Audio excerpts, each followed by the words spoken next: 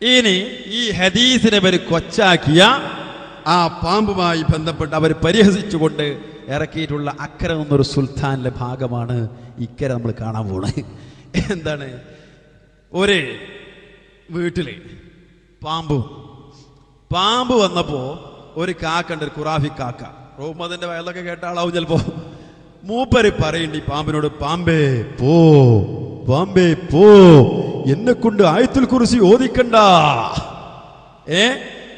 ആരെ കളിയാക്കടേ? ആയത്തുൽ കുർസീനെ ഉള്ള അന്തും ഇല്ലാതായി പോയോ മടവൂരിയാളെ? ഏതാണെന്ന് കേട്ടാളീ കളെ.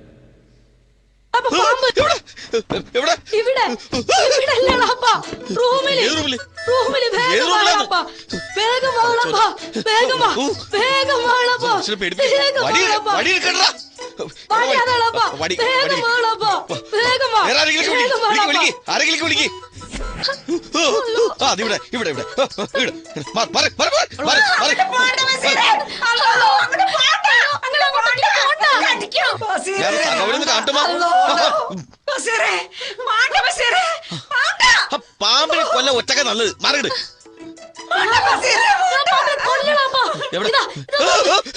പേടിപ്പിക്കില്ല.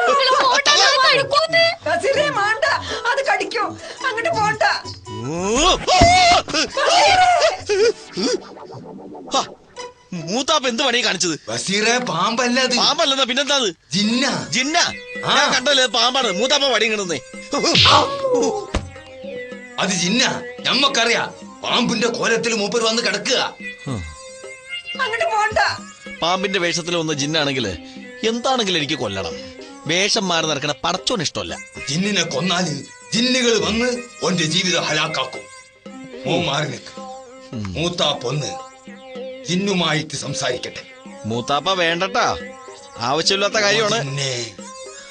ഓ വെറുതെ ഇന്നെ കൊണ്ടായത്തുൽ കുർസി ഓദിപ്പിക്കാണ്ട് ഓ പാമ്പേ ഓ. മൂത്താപ്പ നല്ല വിഷമുള്ള കടിച്ചാ തട്ടിപ്പോകും.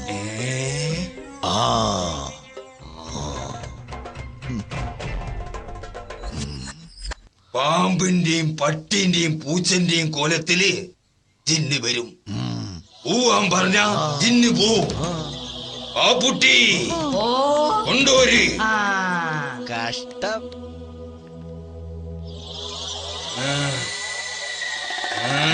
മിക്കവാറും നട്ട് കിട്ടൂട്ടാ. അന്നെക്കാളും വലിയ ജിന്നിനെ പറഞ്ഞയച്ചോനാണ് ഈ നമ്മള്. പോ പാമ്പേ പോ.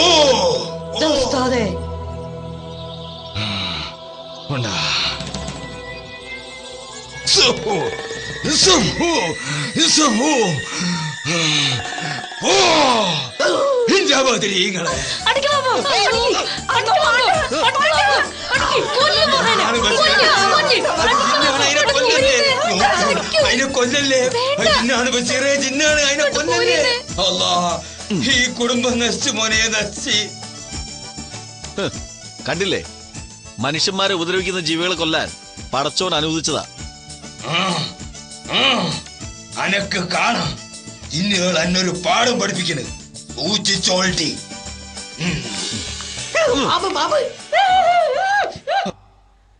നിങ്ങളൊന്ന് നോക്കി കൂട്ടരെ, എന്തെല്ലാം കളിയാക്കി. ഒന്നാം മുസ്ലിമിലെ ഹദീസ് അല്ലേ?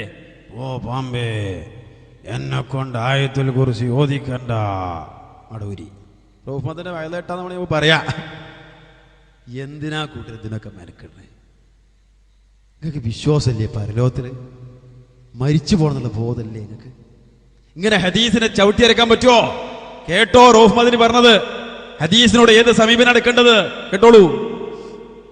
ഇങ്ങനെ പറയാ, ഇങ്ങക്ക് എവിടെയെങ്കിലും കേട്ടിട്ടുണ്ടോ ഇങ്ങനെ ഒരു നേതാവിന്റെ ചരിത്രം ജനങ്ങൾ പഠിക്കുന്നത്? നമ്മളെന്താണ് ചെയ്യലിപ്പോഴൊക്കെ? നമ്മളെ നാട്ടിലെ പഠിത്തം ബുഖാരിയോ മുസ്ലിമോ പഠിക്കാന്നുള്ളതേ കഴിയുള്ളൂ. നമ്മളവിടെ ഇങ്ങനെ നബി സല്ലല്ലാഹു അലൈഹി വസല്ലം മുതൽക്ക് ഇന്ന് ജീവിക്കുന്ന വ്യക്തി വരെ കണ്ണി അറ്റുപോവാതെ വിശ്വാസയോഗ്യമായി പരമ്പരയോടുകൂടി അതാണ് ഹദീസ്. അത് പഠിക്കതിന്റെ വില അതെന്താന്ന് മനസ്സിലാക്കി അതിനെക്കുറിച്ച് കാമാ മിണ്ടുന്നതിന് മുമ്പ് അതുകൊണ്ട് അത് ഫഖ്റ, അഭിമാന. ലോകത്താര മുമ്പിലും പറഞ്ഞോ, ഞങ്ങളുടെ നബിയുടെ ജീവിതത്തില് ഓരോ വിരലിനക്കവും കണ്ണിമച്ചത്, കരഞ്ഞത്, എപ്പോഴൊക്കെ കരഞ്ഞത്, എപ്പോഴൊക്കെ ചിരിച്ചത് മുഴുവൻ രേഖപ്പെടുത്തി ഒരൊറ്റ നേതാവേ ലോകത്തുള്ളൂ. അത് മുഹമ്മദ് മുസ്തഫ സല്ലല്ലാഹു അലൈഹി വസല്ലം. അയാൾ അനുയായിയാ ഞാൻ. അതാണ് ബഹുമാനം. അല്ലാതെ ഹദീസ് ചവിട്ടിക്കളിക്കലല്ല, അത് ബഹുമാനമായിട്ട് കണക്കാക്കാം. മൂന്നാമത്, ഹദീസിനെ ചവിട്ടിക്കളിക്കല്ല. നിങ്ങൾ നോക്ക്, ആ ഹദീസ് പഠിക്ക്.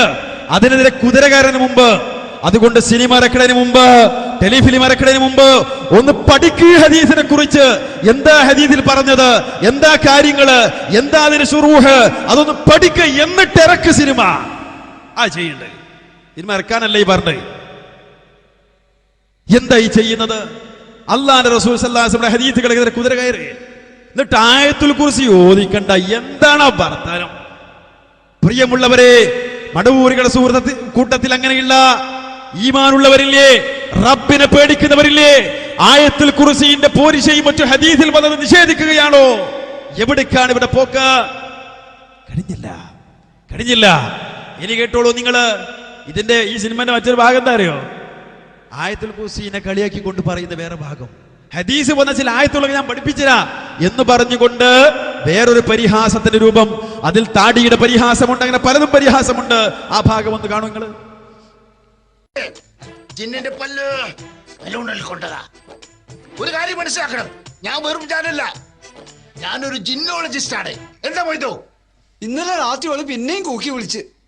ഹദീസിൽ വന്ന കുറച്ച് ആയത്തുകൾ നമ്മൾ ഓതിത്തരാം, ഉറക്കെ ചൊല്ലിക്കൊടുക്കണം. ഒരു മീൻകാരനായ ജിന്നാണ് ഓളെ മേത്ത്, അതുകൊണ്ടാണ് എന്ന് വിളിക്കുന്നത്. ജിന്നുകള് മീൻ വെക്കും അമ്മ. മുട്ടുസൂചി മുതൽ ബോംബ് വരെ വെക്കുന്ന ജിന്നുകളെ ഞമ്മക്കറിയാം. ഇവൻ വെറും കുട്ടിയല്ല. ഹദീസ് വന്ന ചില ആയത്തുകൾ ഞാൻ പഠിപ്പിച്ചരാ. നോക്കിങ്ങള്, ഹദീസിൽ ചില ആയത്തുകളുടെ പോരിശൊക്കെ വന്നിട്ട് ഞാൻ പറഞ്ഞുതരാന്ന് പറഞ്ഞിട്ട് കളിയാക്കാണ്.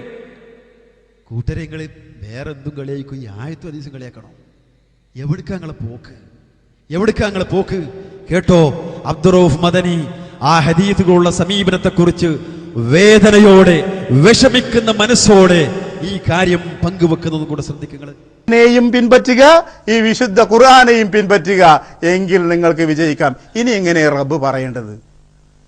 അപ്പൊ നമ്മളെ ജോലിയാ പറയേണ്ടത്. അസ്സറുഹു, ഈ പ്രവാചകനെ പിന്തുണക്കണം, സഹായിക്കണം. പ്രവാചകൻ ജീവിച്ചിരുന്ന സമയത്ത് ആണ് നാം ജീവിച്ചിരിക്കുന്നതെങ്കിൽ അദ്ദേഹത്തിന്റെ കൂടെ യുദ്ധത്തിന് പോകാം, സൈന്യത്തിൽ പങ്കാളിയാവാം, അദ്ദേഹത്തെ കൊല്ലുന്നവർക്കെതിരെ തിരിയാം, അദ്ദേഹത്തെ ആക്ഷേപിക്കുന്നവർക്ക് മറുപടി പറയാം, എല്ലാം ആവാം. ഇന്ന് പ്രവാചകൻ ജീവിച്ചിരിക്കുന്നില്ല. ഈ ആയത്തിന്റെ ആവശ്യകത കഴിഞ്ഞോ? ഇല്ല. ആ പ്രവാചകൻ ഇപ്പോഴും നമ്മുടെ പിന്തുണ ആവശ്യമുണ്ട്. എന്താണ് ആ പിന്തുണ എന്നറിയോ? ആ പ്രവാചകന്റെ വ്യക്തിത്വത്തിന് നേരെ, ആ പ്രവാചകന്റെ അധ്യാപനങ്ങൾക്ക് നേരെ, ആ പ്രവാചകൻ പഠിപ്പിച്ചിരുന്ന സദാചാരത്തിനെതിരെ ആളുകൾ വാളോങ്ങുമ്പോ, സംശയിക്കുമ്പോ അതിനെതിരെ പടവെട്ടുക എന്നതാണ് ഈ കാലഘട്ടത്തിൽ ആ പ്രവാചകന് വേണ്ടി ചെയ്യാവുന്ന ഏറ്റവും വലിയ ത്യാഗം. അത് ചെയ്യാൻ നമ്മൾ സന്നദ്ധരാണോ? അത് ആലോചിച്ചാൽ മതി.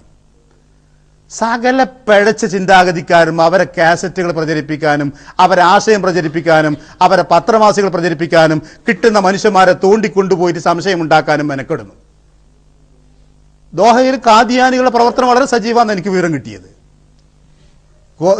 ദോഹയിൽ ഈ സുന്നത്തിനെ നിഷേധിക്കുന്നവർ കാര്യമായി പ്രവർത്തിക്കുന്നതാണ് കിട്ടിയത്.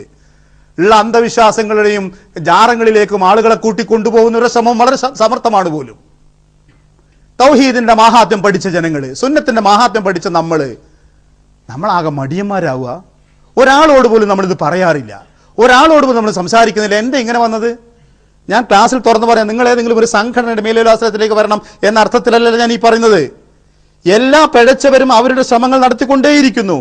ഇത് മനസ്സിലാക്കിയ നാം, ഇത് കണ്ടറിഞ്ഞ നാം പ്രവാചകന്റെ വ്യക്തിത്വത്തെ ചോദ്യം ചെയ്യുക, പ്രവാചകന്റെ അധ്യാപനങ്ങളെ തള്ളിക്കളയുക. 23 കൊല്ലക്കാലം കഷ്ടപ്പെട്ടൊരു കിതാബ് പഠിപ്പിച്ചെന്നിട്ട് നിങ്ങൾ പഠിപ്പിച്ചോന്ന് ഞങ്ങൾക്ക് വേണ്ടാതെ വലിച്ചെറിയുക. ഇത് അന്യമതസ്ഥർ വലിച്ചെറിഞ്ഞ മനസ്സിലാക്കുക. മുസൽമാന്റെ പേരുള്ളവനായി വലിച്ചെറിയുന്നത് നിങ്ങൾക്ക് കേട്ടിട്ടൊന്നും തോന്നുന്നില്ലേ? പ്രവാചകന്റെ കൂടെ ജീവിച്ചിരിക്കാൻ അള്ളാഹു ഭാഗ്യം നൽകിയില്ല, അദ്ദേഹത്തെ സഹായിക്കാനും ഭാഗ്യം കിട്ടിയില്ല. പക്ഷെ അദ്ദേഹം പറഞ്ഞു, എന്നെ നിങ്ങൾ കാത്തിരിക്കുക, ഹൗദുൽ കൗസറിന്റെ സമീപത്ത് ഞാനുണ്ടാവും. അവിടെ കണ്ടില്ലെങ്കിൽ സിറാത്തിന്റെ അവിടെ ഞാനുണ്ടാവും, അവിടെ കണ്ടില്ലെങ്കിൽ എന്നെടുത്ത് കാണാമെന്ന് പറഞ്ഞു വിശദീകരിച്ചില്ലേ? ഹൗദുൽ കൗസർ ഒരു വിശാലമായ ഒരു തടാകം പോലെയുള്ള സ്ഥലം, വളരെ വർണ്ണിച്ചിട്ടുണ്ട് അതിനെ. ദാഹിച്ച് ജലം കിട്ടാത്തൊരു സമയത്ത്, വിചാരണ സമയത്ത് ഓടിച്ചെല്ലാനുള്ള ഭാഗമാണ് നമുക്ക് ഇൻഷാ അല്ലാഹ്. അവിടെ വെള്ളം മുക്കി കൊടുക്കാൻ പടച്ചവൻ ഉത്തരവാദിപ്പെടുത്തിയത് മുഹമ്മദ് മുസ്തഫ സല്ലല്ലാഹു അലൈഹി വസല്ലമയാണ്. നമ്മൾ ആ പ്രതീക്ഷയിലാണ് ജീവിക്കണത്. ഈ ജീവിതത്തിലെ ഭാരങ്ങൾ പേറി തളരുമ്പോഴും നമുക്കൊരു പ്രതീക്ഷ ഉണ്ട്, കണ്ണടഞ്ഞാൽ ശേഷം വരാനുള്ള മുഴുവൻ നമുക്ക് സ്വന്തമാണെന്ന്. ആ പ്രവാചകനെ കാണാൻ പോണോ അല്ലേ, അദ്ദേഹത്തിന്റെ കയ്യിൽ നിന്ന് വെള്ളം കുടിക്കണോ അല്ലേ? അദ്ദേഹം ജീവിച്ചിരുന്ന സമയത്ത് സഹായിക്കാൻ സാധിച്ചില്ല. ആ സഹാബികൾക്ക് ആ പ്രവാചകനെ സഹായിച്ചിട്ട് മതി വന്നില്ല. എന്നിട്ട് നമ്മൾ ജീവിച്ചിരിക്കുമ്പോൾ പ്രവാചകന്റെ സുന്നത്തിനെതിരെ കുതിര കയറുക യവനും. ആരൊക്കെയെന്നറിയോ? വിവരമില്ലാത്തവർ, വിദ്യാഭ്യാസമില്ലാത്തവർ, ഒരു സംഗതിയും പഠിക്കാത്തവൻ, വെറുതെ കുപ്പായം മാത്രം ഇട്ടവൻ. അങ്ങനെ തന്നെ പറയട്ടെ, പ്രാഥമിക വിദ്യാഭ്യാസം പോലും ഇല്ലാത്തവൻ പോലും പ്രവാചകന്റെ ചരിക്ക് നേരെ കുതിര കയറുക, എഴുതി, പ്രസംഗിച്ച്, ലേഖനം നടത്തി. ഇത് നമുക്ക് യാതൊന്നും വരുന്നില്ല. ഞാൻ വേദനിപ്പിച്ചതല്ല, നമ്മുടെ ഉത്തരവാദിത്വം ഉറപ്പിച്ചതാ. നാം ഒന്നുണരണം. ഈ ഇവിടെ പാവപ്പെട്ട മനുഷ്യൻ, നമുക്കറിയാലോ നമ്മുടെയൊക്കെ വിദ്യാഭ്യാസത്തിന്റെ ആഴം. നമ്മളൊന്ന് ഉണരണം.